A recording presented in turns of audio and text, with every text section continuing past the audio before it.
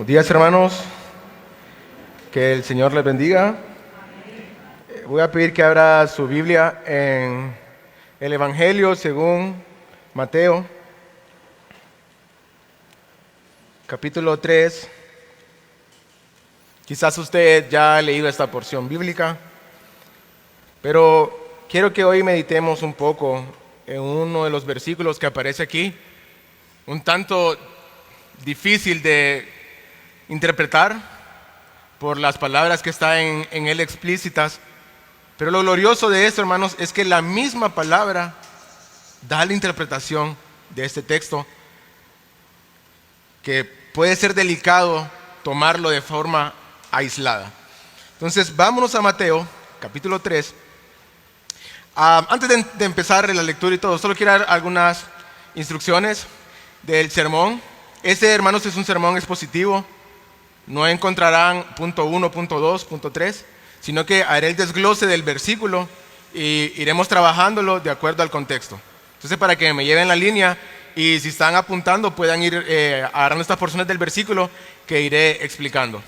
Entonces, sin esto, también a los hermanos de medios, cuando yo les mencione el tema, lo ponen en pantalla. Antes, no, por favor. Entonces, sí, con estas cositas rápido, vámonos al pasaje. Mateo 3, versículo 11. ¿Lo tienen ahí todos? Y yo lo leo para ustedes, hermanos, en el nombre del Padre, del Hijo y del Espíritu Santo. Dice así: yo a la verdad os bautizo en agua para arrepentimiento, pero el que viene tras mí, cuyo calzado no soy digno de llevar, es más poderoso que yo. Él os bautizará en Espíritu Santo y fuego. Quiero que ponga atención a esta introducción que he preparado. Y es que al sacar un texto de su contexto, siempre traerá como consecuencia la alteración de su significado original, acomodándolo a un propósito del cual el pasaje no habla ni siquiera algo. El peligro de esta práctica, hermanos, radica en construir enseñanzas que aparentan tener un fundamento teológico, un fundamento moral o espiritual, cuando en realidad lo que existe detrás de este tipo de enseñanza es una falsa doctrina o falsa enseñanza. El riesgo latente es que estas interpretaciones erróneas lleguen a convertirse en prácticas y en normas doctrinales peligrosas que, en lugar de edificar a la iglesia, terminan poniéndola en peligro y provocando división. La falta de profundizar en las escrituras por parte de los predicadores y de los maestros que enseñan es lo que ha contribuido al desorden y al surgimiento de diversas herejías que han arrastrado a la iglesia al error y a adoptar prácticas nocivas. Vea qué peligroso esto. Aislar un texto, todo esto puede provocar. Y es lo que vamos a desarrollar ahora aquí en Mateo 3:11. De aquí el verso entonces, hermanos, al ser prácticas como esta, Oseas 4:6. Mi pueblo perece por falta de entendimiento. Oremos. Señor, Padre Celestial, sé tú guiándonos, Señor, a través de tu palabra, Señor. Sé tú guiando a tus siervos, Señor. Sabes que yo no tengo el poder de convencer, Señor. Ese poder es tuyo, Señor, y que sea las escrituras, Señor, hablando en todo tiempo y no el hombre aquí parado, Señor. Perdona mis pecados, Señor, perdona el pecado de la iglesia. Perdónanos, Señor, si hemos practicado cosas erróneas que tú no dictas ni dices en tu palabra. En el nombre de Jesús, Señor, oramos para que este sermón pueda hallar cabida, Señor, y la instrucción nos sirva para ahora ver, Señor, a claridad de las escrituras, lo que tú mandas y dices en realidad en este pasaje. En el nombre de Jesús oramos, Señor. Amén y amén. Uno de los temas, hermanos, más delicados en la Biblia es hablar acerca del fuego. ¿Sabe por qué? Porque el fuego es una palabra multifacética en la Biblia. Cuando hablo de multifacética, es que tiene diferentes modos de interpretarse, diferentes modos de usarse. Entonces, ¿cómo nosotros comprendemos en qué aspecto se está hablando de fuego en los diversos pasajes que aparecen alrededor de toda la Biblia, de acuerdo al contexto. Por eso la importancia de la introducción y de ver siempre el contexto en sugerencia al texto indicado que estamos tocando. El fuego bíblicamente, hermanos, quiero desglosarle como introducción, representa 4 cosas en la Biblia. Número 1, representa la presencia de Dios. Número 2, representa la santidad de Dios. Número 3, representa la purificación. Y número 4, representa el juicio. Como le dije, es un tema multifacético que tenemos que tocarlo con sumo cuidado, porque si no, entonces caemos en el error doctrinal. Y vea qué interesante, porque estamos ahorita predicando con temas libres y hemos venido predicando la carta de Timoteo, la carta a Tito, y nos estaban hablando, hermanos, acerca de la sana doctrina. Y aquí hay un pasaje, hermanos, que debemos verlo a claridad de las Escrituras para aplicar sana doctrina. De lo contrario, entonces estaríamos en una falsa doctrina. Y con esto, hermanos, déjenme amplificarle que una de las primeras apariciones del fuego en la Biblia está en Génesis 3:24. Y es debido a la expulsión de Adán y Eva en juicio. La espada del Señor con fuego rodea el jardín del Edén para que el hombre no entre y coma del fruto de la vida que está en el huerto del Edén. Primera aparición del fuego, hermanos, y no sale como algo purificador. No sale como algo santo. Sí, representa la santidad de Dios, pero la principal interpretación, hermanos, es la espada del juicio.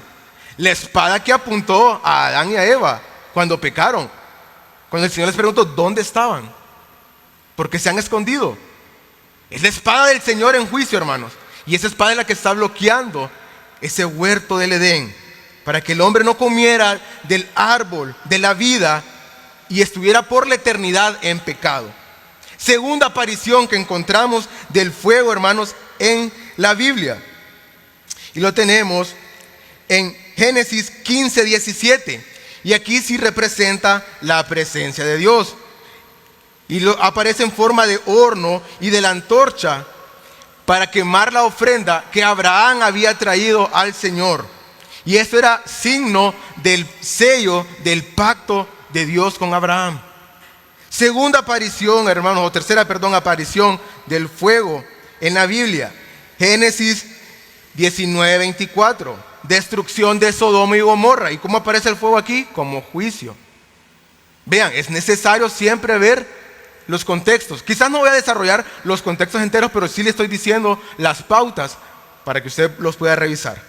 Otra de las apariciones, hermanos, solo estoy con Génesis. Génesis 22:6. La leña y el fuego estaban listos en el sacrificio que iba a hacer Abraham con Isaac. Iba a sacrificar al hijo. Pero Dios proveyó, hermanos, al cordero y a ese fuego que purificó el pecado de Abraham y de Isaac. Entonces aquí vemos el fuego ese, sí, purificador. Pero hay que tener, hermanos, tomar esto con mucha cautela, con mucha delicadeza, porque si no podemos caer en el error. Encontramos luego, hermanos, Éxodo 3:2. Y es la aparición del Señor a Moisés en la zarza ardiendo, que representa la santidad de Dios. Y usted ve, a Moisés se le dice que se quite el calzado, porque el lugar donde está, santo es. Ahora, lo extraño, hermanos, o lo maravilloso que encontramos aquí, es que ese arbusto está ardiendo, pero no se está quemando. Y eso es porque es Dios mismo manifestándose. Y es Dios quien protegerá al mismo Moisés de su santidad. Es lo que pasa con Isaías, hermanos, cuando dice, ay de mí, muerto estoy, porque soy pecador. Cuando el Señor se le revela a él, la santidad del Señor irradia, ese fuego que puede consumir, hermanos, a aquel que no se le es dada la santidad. Entonces, ojo con estas cositas. Vea Éxodo 19, también 17 al 18. El pueblo es preparado para recibir a Dios en el monte Sinaí, donde Dios descendió en fuego para presentar su ley. Y el pueblo dijo, Moisés, ciertamente es mejor que tú hables con Dios de ahora en adelante, porque si nosotros hablamos con Él, de cierto moriremos. ¿Se está dando cuenta, hermanos? Es la presencia de Dios, sí, que irradia fuego, pero ese fuego puede ser peligroso. Entonces, ojo con lo que muchas veces estamos pidiendo al Señor. Ojo con manejar estos temas que de repente tienen algo de misticismo, hermanos, y de enseñanzas como a Moloc. Fue el problema grave de Israel, hermanos. Siempre el dios Moloc. Y todo lo que se hacía con Moloc, hermanos, tenía que ver con fuego.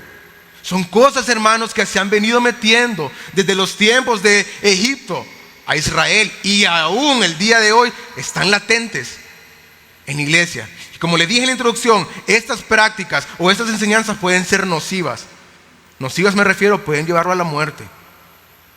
Pueden llevarlo a la división. Pueden llevarlo a un peligro de vida. Si continuamos entonces. La Biblia, hermanos, cuando habla de fuego, entonces, puede representar distintas realidades según el contexto. Por eso no podemos asumir que cada vez que aparece la palabra fuego en la Biblia, significa la presencia del Espíritu Santo. Ojo, ¿verdad? Ya le hice un desglose. Y no siempre la palabra fuego representa al Espíritu Santo. Pero no siempre tampoco va a representar juicio, aunque la mayoría de las veces es juicio. Entonces, con esto, hermanos, vayamos y sumerjámonos en este pasaje alrededor de lo que nos dicta Mateo capítulo 3. Entonces será el contexto quien nos diga y determine el significado de la palabra fuego en este pasaje.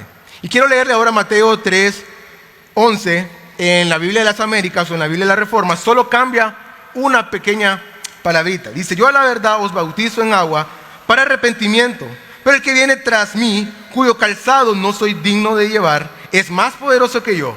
Él os bautizará en Espíritu Santo y con fuego. Aquí le pone el con fuego. Entonces tenemos que hacer esas separaciones, hermanos, que está diciendo el versículo ahí y la forma en que está escrito. Una correcta interpretación, hermanos, para estos pasajes tan difíciles a veces de comprender, es llevarlo al análisis de 3 preguntas que nos ayudan en la hermenéutica y en la correcta exégesis del pasaje. Y estas 3 preguntas son: ¿qué dice el texto? Número 2, ¿de quién habla el texto? ¿O quién habla en el texto?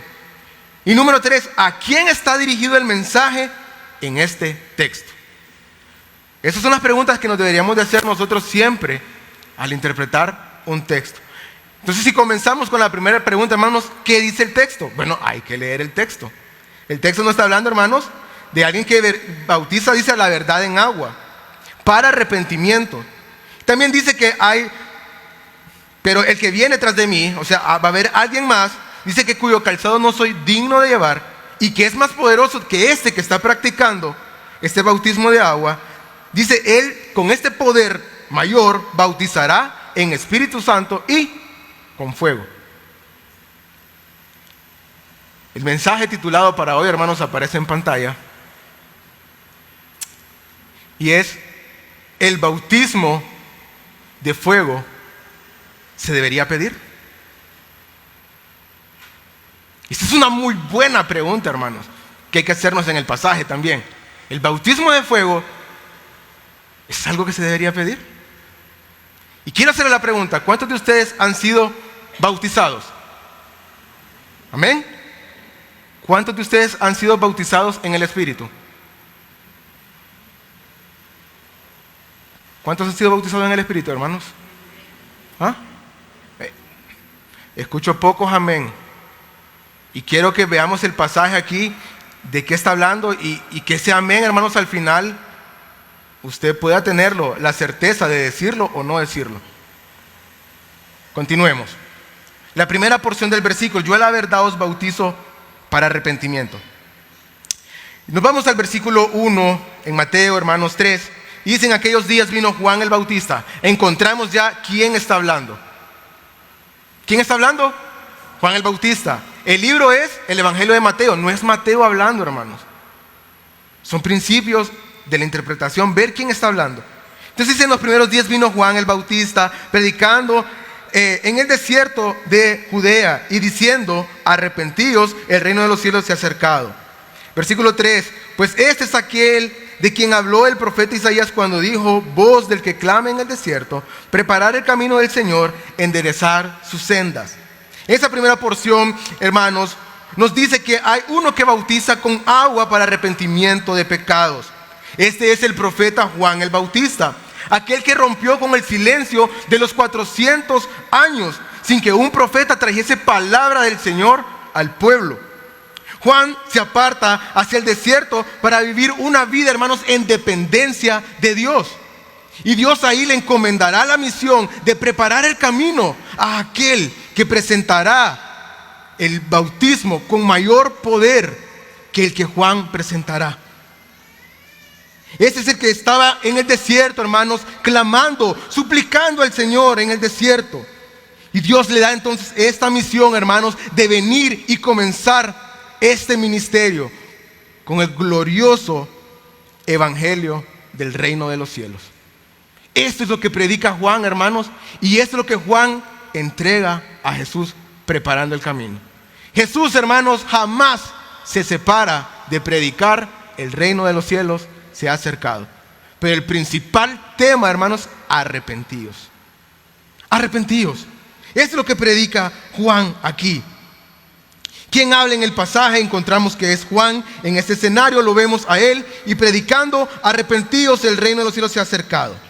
Este es el evangelio puro, hermanos. Un mensaje directo. ¿Directo a qué? Al problema del hombre. Y así debería ser predicado el evangelio siempre, hermanos. Directo al problema del hombre. ¿Cuál es el problema del hombre, hermanos? La condición de su corazón pecaminoso. Y así empieza Juan: arrepentíos. ¿Por qué no empezó mostrando las maravillas del reino de Dios? No, arrepentíos, porque el reino de los cielos se ha acercado. Y con esto comienza, sin duda alguna, esto es confrontativo y de entrada, porque nos toca la condición corrupta del hombre y la necesidad que el hombre tiene de ser rescatado de su pecado, porque está sumergido, hermanos, en una corrupción de la cual no puede ser librado por sí mismo. Teniendo esto en mente, hermanos, desarrollamos entonces todo lo que quiere decir el pasaje. Juan prepara el camino, hermanos. Versículo 3 lo dice ahí: la voz del que clama en el desierto. Prepara el camino en el cual el mismo pasaje nos dice que presentará el reino de los cielos aquel que viene con mayor autoridad y poder. Este será capaz, hermanos, de perdonar pecados, de limpiarlos de una vez y para siempre, y de otorgar la gracia salvífica que tanto necesita el hombre. Y Juan está preparando el camino de este. Yo solo bautizo para arrepentimiento de pecados, dice Juan, pero el que viene tras de mí, ese tiene el poder de perdonarlos directamente y el poder de limpiarlos. Es más, el poder de otorgar la gracia y la salvación. A eso se refiere Juan aquí. De aquí, hermanos, es que vemos en el pasaje, si nos vamos al versículo 4, dice: y Juan estaba vestido de pelo de camello y tenía un cinto de cuero alrededor de sus lomos, y su comida era de langostas y miel silvestre. Esa fue la forma de vida que llevó Juan, hermano. Una vida apartada, una vida no envuelta como los placeres que tenían aquellos sumos sacerdotes, los cuales sí eran los de la alta alcurnia en la sociedad, eran respetados, tenían los mejores manjares. Y Juan no. Juan es este que se apartó en el desierto a ser nutrido por la providencia de Dios. Langostas y miel era su comida, lo que estaba al alcance. Pero el Señor nunca lo dejó de su mano, hermanos. Y este que viene y se presenta ahora a los judíos, hermanos, este hombre es visto con mucha autoridad. Pero aún él dice: el que viene tras de mí es mayor que yo y enseñará cosas más grandes que yo. Versículo 5, mire: y salía a Jerusalén y toda Judea y la provincia alrededor del Jordán.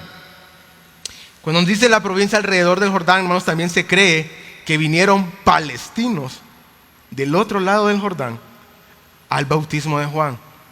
Y algo que vemos aquí en este pasaje, hermanos, es que muchos estaban creyendo en el mensaje que Juan predicaba con mucha autoridad.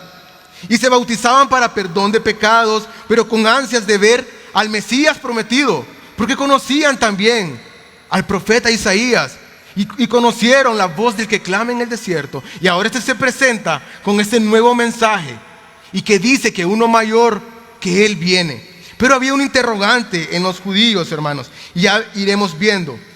Y salía entonces Jerusalén y toda Judea y toda la provincia alrededor del Jordán, y eran bautizados por Juan en el Jordán, confesando todos sus pecados. En el versos 5 y 6, hermanos, nos muestran que muchos de esos que venían a Juan de todas estas áreas de Jerusalén y de Judea eran bautizados confesando públicamente sus pecados. Y con esto, hermanos, quiero dar el énfasis de que esto en realidad es el bautismo en agua.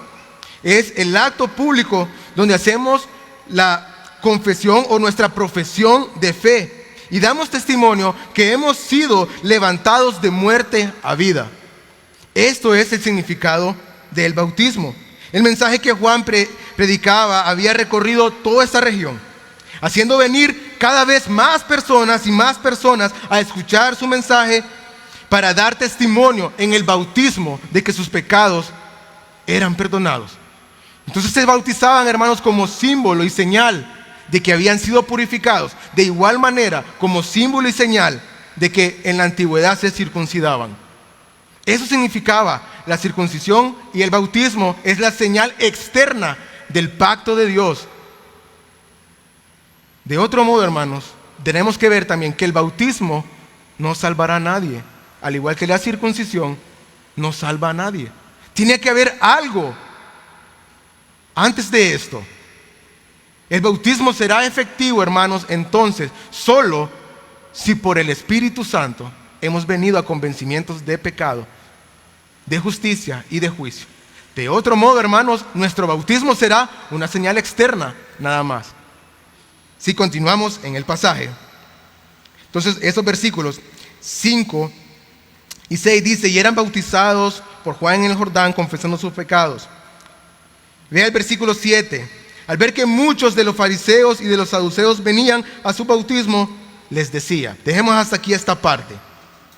Al ver que muchos fariseos y los saduceos venían a su bautismo, hermanos, vemos algunos pasajes paralelos. Y es que es bien interesante este pasaje porque está en los 4 evangelios, hermanos. Se encuentra en Marcos 1 al 8, en Lucas 3, 1 al 17 y en Juan 1, 19 al 28. Y a la luz de estos paralelos nosotros tenemos que ver qué nos dicta la palabra acá. Y vea, a la luz, hermanos, de Juan 1:19 encontramos que los fariseos que se acercaban al bautismo de Juan enviaban primero a sus discípulos a hacerle una serie de interrogantes acerca de Juan. Aquí observamos entonces un segundo grupo de personas que eran solamente espectadoras de lo que Juan hacía y de lo que Juan predicaba. Estos eran los principales líderes del pueblo, los fariseos y saduceos, los cuales dudaban, hermanos, de lo que Juan predicaba. Y ya dudar, hermanos, es pecado. Y no solo pecaban con eso, mire, dice, dudaban también del acto del bautismo, de la señal externa también dudaban. Por eso es que envían entonces a sus discípulos. Y según Juan nos dice que hace una serie de preguntas. Le preguntaron a Juan: ¿quién eres tú? ¿Eres Elías u otro profeta? Queremos saber si en verdad eres el Cristo de la promesa. ¿Se da cuenta, hermanos, de las palabras de estos tipos? Son los discípulos de los fariseos, de lo que se quieren dar cuenta. En ningún momento sus intenciones, hermanos, son el interés de lo que Juan está predicando. Esa gente no viene por escuchar el mensaje, ni por arrepentimiento de pecados, sino por la curiosidad y el morbo de saber quién era Juan. Y así venimos a la iglesia muchas veces, con el morbo de ver cómo anda la gente en la iglesia, con el morbo de ver qué se va a predicar, con el morbo, hermanos, de encontrar quizás las muletillas del predicador, y no enfocados en el mensaje. Hermanos, es delicado esto porque la siguiente palabra que usa Juan es una palabra despectiva. Dice Juan 3:7. Juan les dice, mire ahí, al ver que muchos de los fariseos y los saduceos venían a su bautismo, les decía, generación de víboras. Quiero hacer un paréntesis ahí. Cuando habla de generación, hermano, ¿a qué se refiere? Por ejemplo, yo soy generación de mi madre, Norma Pinot. Yo soy generación de mi abuela, Pilar Pinot. Soy generación, descendiente. Y aquí les dice generación de víboras. O sea, ¿descendientes de quién? ¿De quién? De la serpiente. ¿Y quién es la serpiente, hermanos? Escucha, no son palabras suaves las que está usando Juan con esta gente. Hermanos, Juan está predicando el Evangelio. Y vea que el Evangelio también trae este tipo de acontecimientos en la predicación. Y siempre es ver la problemática del hombre, ver la consecuencia del hombre. Y Jesús en ningún momento va a apartar eso, porque muchos predican que el Evangelio solo es amor, hermano. Es amor para aquellos que han sido encontrados en Cristo Jesús, pero será condenación para aquellos que no creen en el mensaje del Señor. Generación de víboras entonces hace énfasis a la serpiente antigua, la serpiente engañadora y venenosa. ¿Qué enseñaban estos escribas y fariseos, hermanos? Puro veneno, puro engaño. Venían al bautismo de Juan, hermanos, y sí, se iban a bautizar. ¿Saben por qué? Eran especialistas en cumplir la ley externamente. Les gustaba hacer actos públicos para decir, wow, qué santidad la de estos varones. Les gustaba orar en las esquinas, hermanos, para que la gente los viera. Les gustaba poner rostro afligido mientras ayunaban, para que la gente les dijera, pobrecito, ¿cómo ayuna? Decían que daban las ofrendas, aún ni podían compartir con sus familias, porque decían, ofrendar al Señor es primero. Y les gustaba hacer esos actos de señales externas. Y con esto se presentan a Juan el Bautista, con la señal también externa, de que también habían sido ellos circuncidados y de la misma manera iban a ser bautizados. Por eso Juan les dice generación de víboras, haciendo énfasis al engaño que Satanás ha puesto en ellos. ¿Se acuerda el engaño de Satanás, hermanos, en el jardín del Edén? Si comieres de este fruto, no moriréis. No moriréis. ¿Qué es la siguiente palabra entonces que le dice Juan ahí? Generación de víboras. ¿Quién os enseñó a oír de la ira venidera? ¿Quién les enseñó? Ven, la enseñanza de ellos, hermanos, es peligrosa. Es la de la serpiente. ¿Y por qué ellos piensan que no van a ser juzgados? Por lo siguiente, dice Juan, versículo 8, haced pues frutos dignos de arrepentimiento. Y no penséis decir dentro de vosotros mismos, a Abraham tenemos por padre. Porque yo os digo que Dios puede levantar hijos a Abraham aún de estas piedras. Y cualquiera puede decir, estaban en el Jordán y señaló las piedras que estaban en el río. No. Señaló las piedras, hermanos, que venían del otro lado del Jordán. Los nazarenos y estos posibles palestinos. Estas piedras, los desechados, samaritanos, Dios puede levantar como hijos a Abraham. ¿Y cómo levanta o cómo levantó Dios hijos a Abraham, hermanos? Únicamente por la fe. La fe es la señal en nosotros de que somos creyentes. Pero hay una señal más grande en nosotros, hermanos, y ese será el Espíritu Santo. Porque Él es el que otorga ese fruto, que es fe, amor, gozo, paz, paciencia, benignidad, fe, mansedumbre, templanza.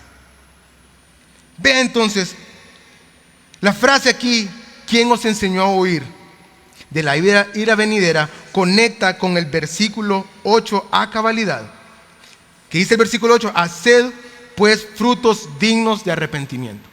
¿Con qué intención nosotros, hermanos, si hemos sido llamados por el Señor, de qué forma hemos venido a Él?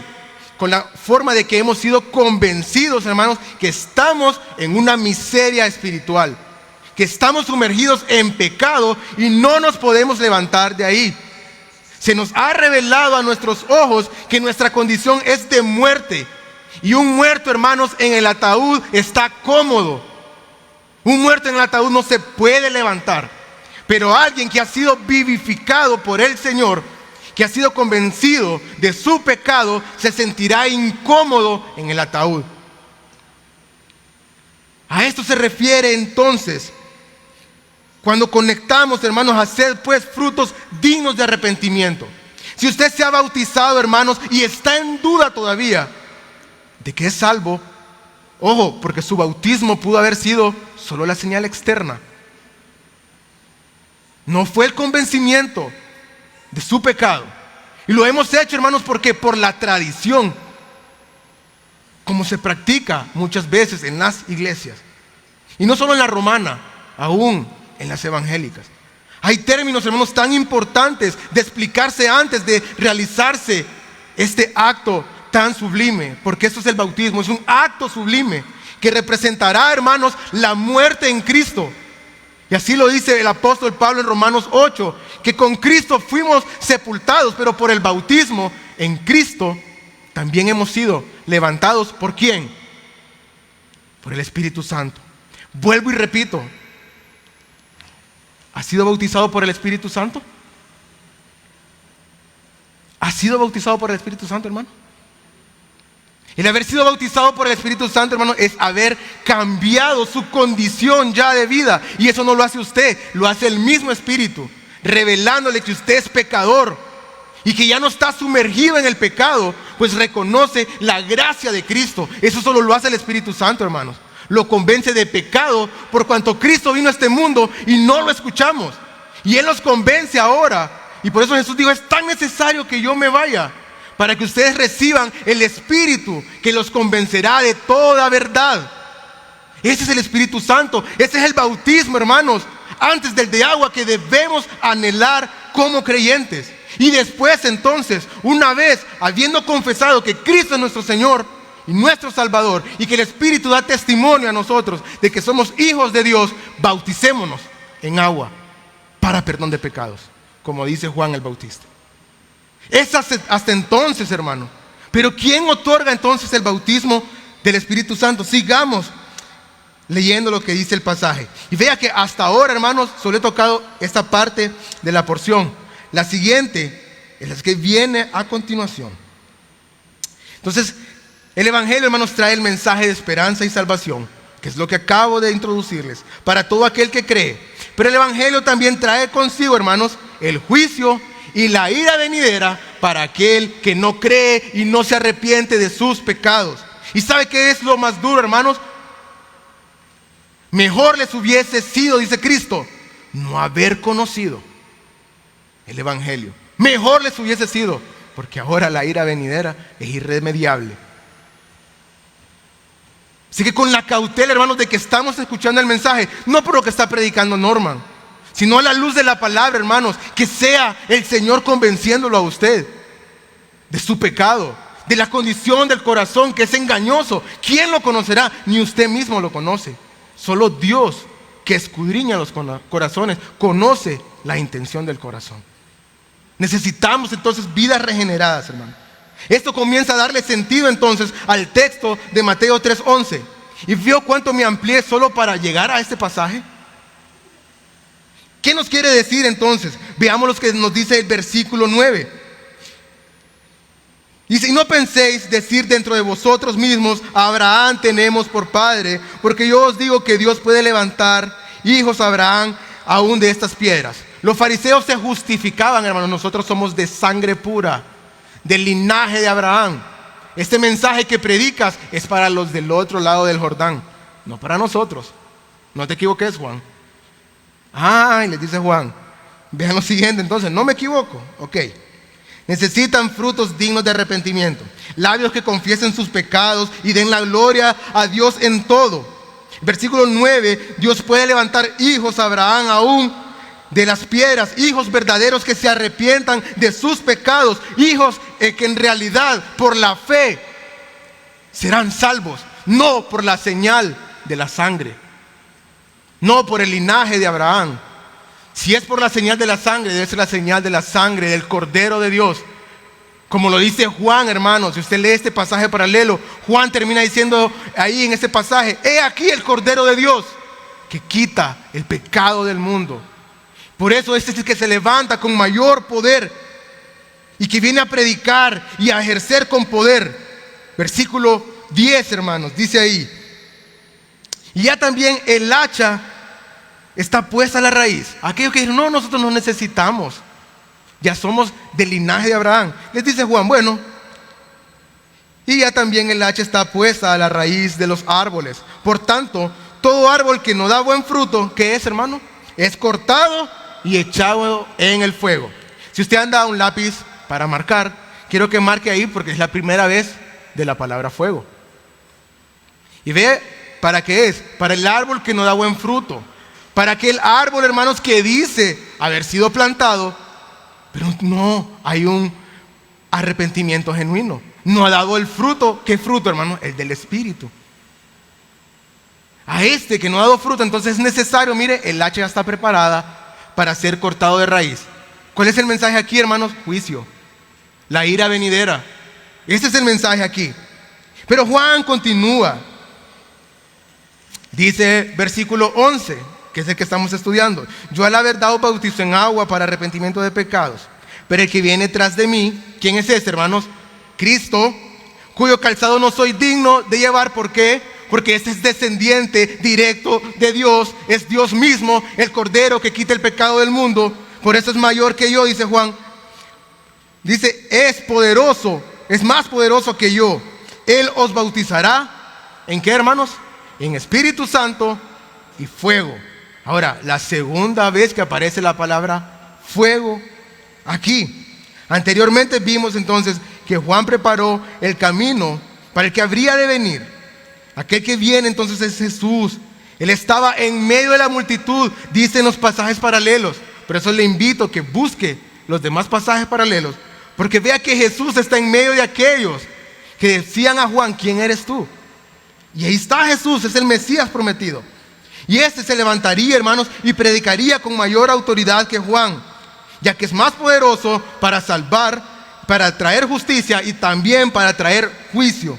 En esta segunda porción del versículo nos muestra la palabra fuego, que aparece en 3 ocasiones alrededor del pasaje de Mateo capítulo 3. La segunda, hermanos, representación está en el versículo 11, que dice: y os bautizará con Espíritu Santo y con fuego.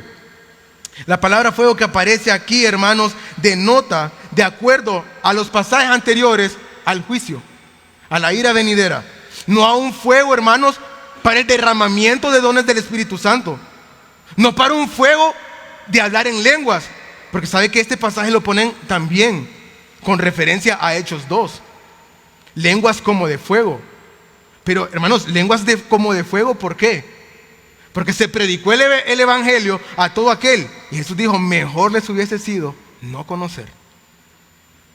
Hay un fuego preparado, hermanos, de por medio para aquel que no presta atención al evangelio. Ojo, porque el Señor dice: vendrá sobre ustedes el Espíritu Santo y los llenará de poder. Pero ¿de poder para qué, hermanos? Hechos 1:8, para testificar. Es necesario que yo me vaya para que el Espíritu les recuerde y les enseñe todo lo que yo ya les he enseñado. Ese es el poder, esa es la facultad que da el Espíritu Santo. Ese es el verdadero bautismo del Espíritu Santo, hermanos. Al creyente lo ha cambiado, lo ha regenerado. Recuerda el pasaje de los endemoniados gadarenos. Cuando éste viene y confiesa a Jesús, le dice: permíteme seguirte. Y Jesús le dice: no, me es necesario que tú vayas a los tuyos y cuentes cuán grandes maravillas ha hecho el Señor para contigo. Eso lo hace el Espíritu Santo, hermano. Y es Jesús quien transmite entonces ese bautismo. Es el que tiene el poder, hermanos, de bautizarnos con el Espíritu. No es el ritual, no es el congreso, no es el concierto de avivamiento, hermanos. No es la vigilia, hermanos. Es Jesús quien hace esto. ¿Ve por qué le digo que pueden transformarse esto en prácticas nocivas? y en normativas doctrinales alejadas totalmente del contexto. Y nos dice la frase: el hacha está puesta a la raíz de los árboles. Denota el juicio de Dios. Está preparado con una sentencia para aquellos que no han dado frutos dignos de arrepentimiento. Estos serán cortados por quien cree, hermanos. Sigamos leyendo el pasaje entonces, porque la revelación de esto viene del versículo 12. Mire, nos dice, finalizando el versículo 11: es más poderoso que yo. Él los bautizará en Espíritu Santo y fuego. Su aventador está en su mano y limpiará su era y recogerá su trigo en el granero y quemará la paja en fuego que nunca se apagará. ¿Quién hará esto? El que es mayor que Juan. ¿Quién es este, hermanos? ¿Sabe qué es el aventador o bieldo? Es como un trinche o un de esos para recoger el heno, un rastrillo, ¿sí? Dice que es el mismo Jesús, hermanos, que meterá el bieldo, el trinche, y separará el trigo de la cizaña o el trigo de esa parte que ya no sirve. Lo que sobra, hermanos, ese cascajo lo apartará para ser lanzado al lago de fuego. Usted puede ver Mateo capítulo 13, parábola del trigo y la cizaña, y es el mismo tema. Ahora, ¿se está dando cuenta de lo peligroso, hermanos, que Jesús ha venido a presentar el mensaje de salvación? Y lo muestran a Jesús como amor, pero también es el fuego consumidor del Señor. El hacha está preparada también en su mano. Él es el que corta el árbol de raíz y tira lo que no sirve, lo que no da fruto, al fuego, a la ira venidera. Es Cristo quien separa el trigo de la cizaña y tirará la cizaña al fuego que nunca se apagará. Con eso entendemos, hermanos, las 3 veces que aparece la palabra fuego en este pasaje. Ahora, ¿la iglesia, hermanos, debería estar pidiendo por fuego? ¿Debería la iglesia estar pidiendo el bautismo de fuego? ¿Sabe qué significa bautismo de fuego aquí? A revelación de estos pasajes. Es el sumergimiento en el lago de fuego. A la luz de esto, hermanos, encontramos Juan 3:5 diciendo: respondiendo Jesús, de cierto te digo, que el que no naciere de agua y del Espíritu no puede entrar en el reino de los cielos. Tiene que nacer del agua y del Espíritu. Ser convencido por el Espíritu Santo, hermanos, para testificar, como lo dijimos, que Cristo es nuestro Señor, nuestro Salvador, y después bautizarse como señal pública y de testimonio que la obra del Espíritu en su vida es latente y que el sacrificio eficaz de Cristo en la cruz también está marcado ahora en su corazón. Esta obra del Espíritu Santo, hermanos, es descrita por el apóstol Pablo también en 1 Corintios 12:13, que dice: porque por un solo Espíritu fuimos bautizados en un cuerpo. Mira, ahí está: porque por un solo Espíritu fuimos todos bautizados en un cuerpo, sean judíos o griegos, sean esclavos o libres, y todos se nos dio, y a todos, se nos dio a beber del mismo Espíritu. Hace relación, hermanos, a las piedras de las que Juan decía ahí, que levantaría otras piedras, descendientes de Abraham. Ahí están, mire, judíos o griegos, y ahí estamos incluidos nosotros, los gentiles. Somos las piedras del Señor, hermanos. Si ustedes no hablan, las piedras hablarán. Aquí están las piedras hablando, hermano. Pero si usted no entiende el mensaje hoy y no es convencido por el Espíritu Santo, las piedras hablarán por usted.